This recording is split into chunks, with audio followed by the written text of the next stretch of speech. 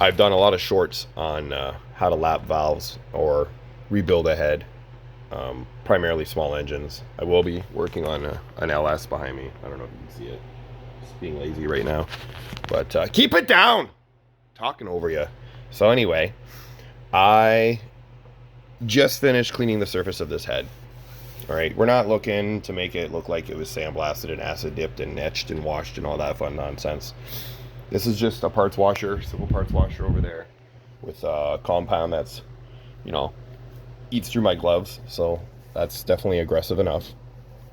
I just did the exhaust side of this. Oopsie daisy. Yep, the exhaust side. And these are the intake side. The intakes were what was leaking and pulling oil from the seals being loose on the valves. There's the old valves. Heavy smokers. Lay off a little bit. Here's the compound I'm using. It's 120.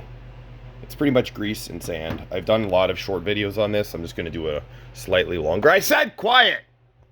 Anyway, I'm going to do a slightly longer video just to kind of elaborate a little bit.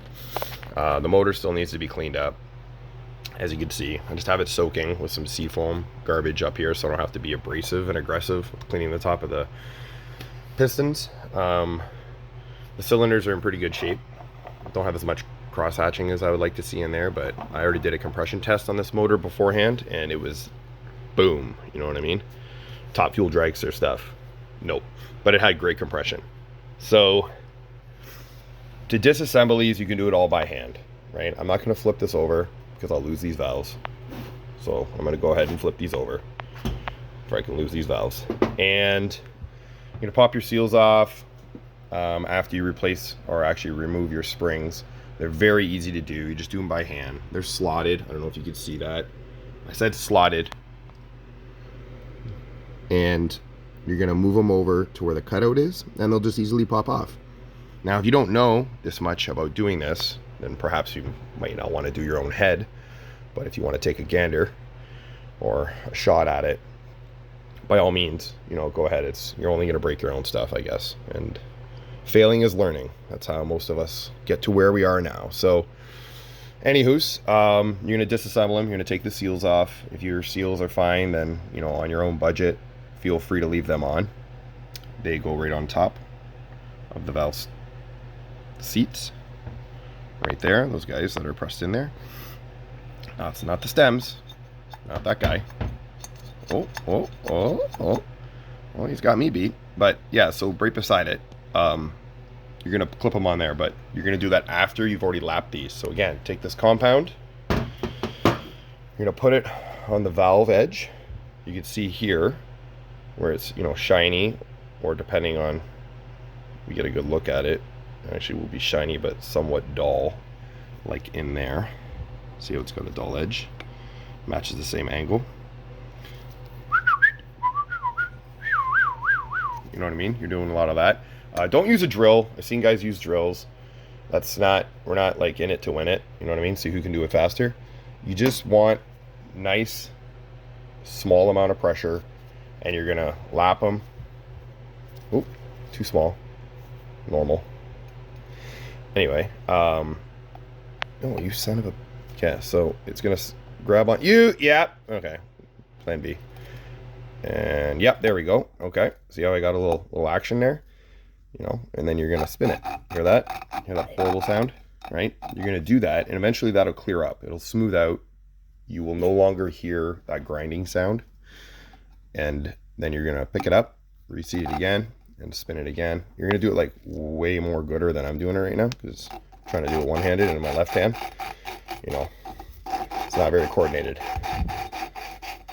Definitely not gonna be a substitute hitter, this guy. But anyway, then you're gonna pick it up, reseat it. Now see, hear that again? Okay, and you're gonna do that, I'm gonna say, for a minute or two. So, you know, 2 rounds in the married world. And after that, you should see what I demonstrated over here earlier around the outside of the valve. This is very important. You will get backfires. You will get popping. You'll sound like you're on some kind of Tokyo drift. Terrible tuning adventure, you know, pre-detonation and stuff like that. You can even get, if it's bad enough, it won't even run at all because you'll get blow by, right? You'll get no compression. It'll just push out your intake, and that's bad news bears. So make sure you do this properly. Take your time doing it. It's not a race, like I said. Don't use a drill. Just do it by hand. You know, it's aluminum. It ain't gonna take you very long. These are new valves, so they're already pre-cut. You're just trying to lap them. You know, it's already, you can see the finish line. You just need to cross it. You know what I'm saying? So you just gotta a little bit. And then, you know, they'll kind of look not like these. That's what you don't want. And the reason why I'm replacing these is because when the seal came out, these valves rode on the inside of the seat, and they caused a tiny bit of damage when I mic'd them here. So they're a tiny bit undersized. If I would have put new seals on here, there's a possibility that they would have not been tight and, you know, pulled more oil or burnt oil, and then we'd be in the same boat. So spend the extra, I don't know, $22 I think on Amazon, and get the, you know, correct stuff. You know it's correct because there's a four-wheeler on it. That's how you know, for the golf cart. So and then I got a whole new seal kit. I'm not taking down this motor because I have no reason to do it.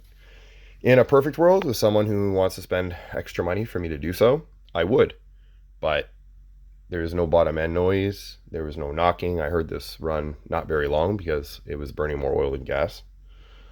Kept the mosquitoes away, so that was good. But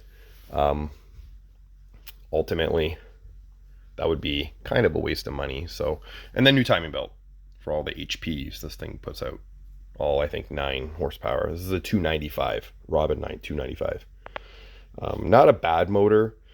If you Google it, you're going to get mixed reviews like anything else on the internet, or, you know, a lot of opinions, but they are prone to certain things. So is most manufacturers. That looks bent. You got a little, maybe that's going to add some more HPs on the governor. We'll see. But yeah, it still needs to be cleaned up, the rest of the block. And then we're going to reassemble this guy and then put it back in a cart that's behind me in my cluttered garage. And then we'll have one happy customer, and hopefully, you know, not breaking the bank at the same time. All right, well, thanks for watching, all 3 of you. Hope this was helpful. And I'm going to get back to entertaining myself. Lubricant.